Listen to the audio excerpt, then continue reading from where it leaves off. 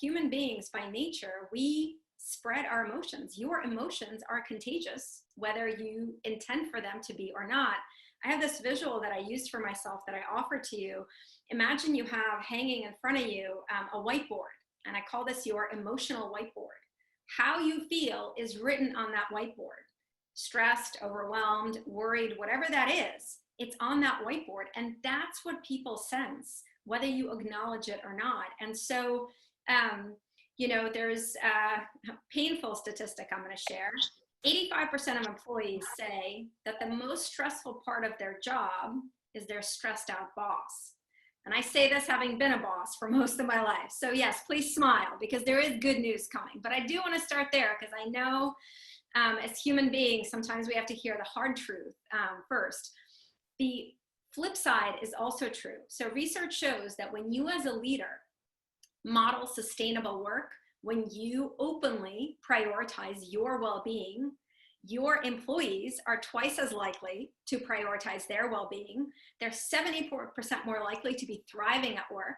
Their motivation doubles, and their trust in you doubles, which I think is really interesting. And so, again, the mindset shift I'm inviting you to consider is that your well-being as a leader can have a really positive impact, not just on your ability to do your job, but on people you lead, on their ability to be at their best, which I know is what you want for them, especially now, but so can the lack of your well-being. So it's a choice we have as leaders, and it's something that I think is really important to recognize.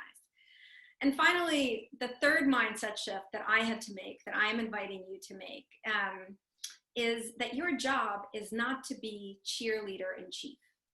And this is what I always thought. I always thought, you know, my job was, no matter what was going on, I was to show up and be positive and confident and like point to a better future. And I really did treat myself as a cheerleader in chief. Well, your job is not to be that. Your job is to be a compassionate human being in chief.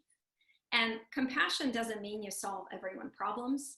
Compassion simply means that you recognize everyone you are working with is struggling with something, particularly right now, and you have the intent to reduce some of that struggle. And one of the ways you can do that is to create an openness in your team, in your culture of your team, to share difficult feelings of uncertainty or stress or worry. And there's actually, I've been reading a lot of research about what are the characteristics of leaders that actually help teams and companies through crises. And it turns out that research shows that the most successful leaders successfully taking their teams through periods of crisis, which is where we are right now, practice what is called in psychology, it's a term called holding. And holding is defined as someone who contains and interprets what's happening during times of uncertainty. So what does it mean to contain? To contain means that you soothe some of the distress that your team may be feeling. It doesn't mean you eliminate stress. It doesn't mean that you have to solve every problem. The reality is you can't. But it means that you care.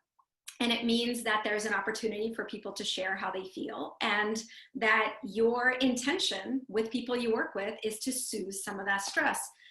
What does it mean